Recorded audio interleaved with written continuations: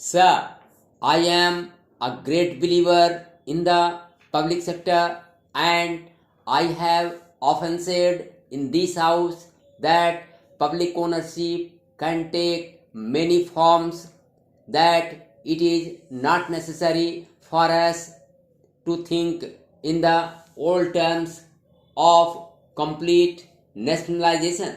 The British Labour Party has on this question done a great deal of hard thinking, and I would therefore say that it is a little disappointing to find that the returns from our public sector concerns are on the low side.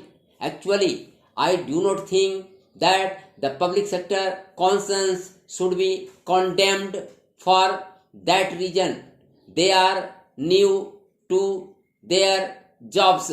What about the returns that the private sector concerns give in the first few years of their existence?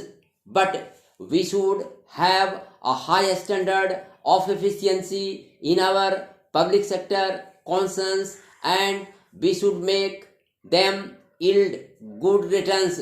If that is done, it will be possible for us also to reduce the burden of taxation on all classes of the community. I do not say that the public sector concerns should be run from a commercial point of view only. Profit is one of the things they are meant to yield. I would, in this connection, say that I would like our employees, I mean the poorer classes of our employees, to be associated in some way with the management of our public sector concerns. So far as our private sector undertakings are concerned, I have been thinking in terms of co-ownership. I think I said this last year, and perhaps I am repeating it again.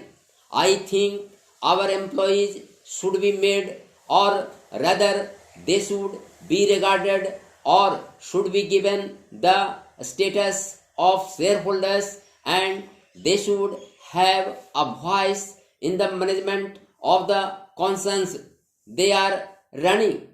They should have a voice in selecting the directors who shall run the concerns for the country. They should have the opportunity to rise to positions of managerial importance in the concerns with which they are connected.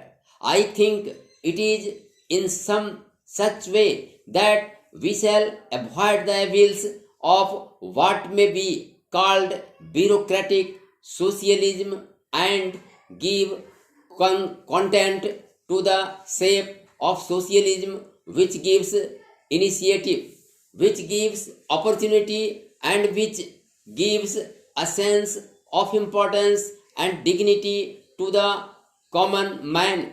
Therefore, our effort should be to eliminate gradually that distinction between the employee and the employer.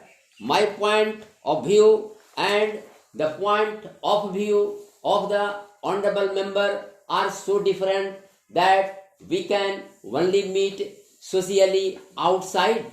Now, Mr. Vice Chairman, such has been said about foreign capital and foreign technical aid.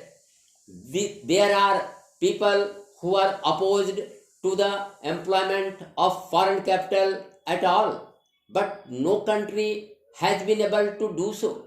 We should, however, be able to employ foreign capital without strings attached to them, as we are doing today. So far as foreign technical aid is concerned, we cannot dispense with it. I would like to say that there is a tendency in our country to be content with the second best or the third best. I think that is an unfortunate tendency we have in the world of technology and in the world of science. A great deal to learn from foreign countries. We have to learn a great deal from the United States of America and Russia, and also from France and other countries, and we should be humble in our approach towards this problem.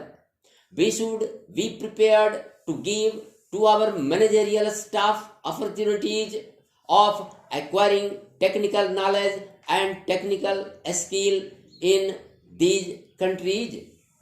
I will finish in less than a minute. There is this question which has assumed great importance, namely the question of price control. I know this subject raises some difficult questions. We have to consider the position of the farmer who has been exploited for ages by the people of the cities, but we have also to think of our people in the cities, all of whom are not rich. Many of them have to lead very humble lives, and the rise in prices, the rise in the cost of living, particularly in urban areas, is becoming very high. It is therefore necessary for us to have some system of price control. We should have a price stabilization board which should be able to regulate prices in such a manner that they are fair to the farmer and they are also fair to the consumer in the towns. We should eliminate as far as possible the middleman. Then I should like to say that I'm glad that the finance minister has given up deficit financing. But the question which arises is how we shall finance our 12th 5-year plan. Methods must be discovered which would enable the financing of the 12th 5-year plan in such a manner as to provide the greatest possible employment to our people. We must attach importance not only to our basic industries and to our heavy industries but to others also.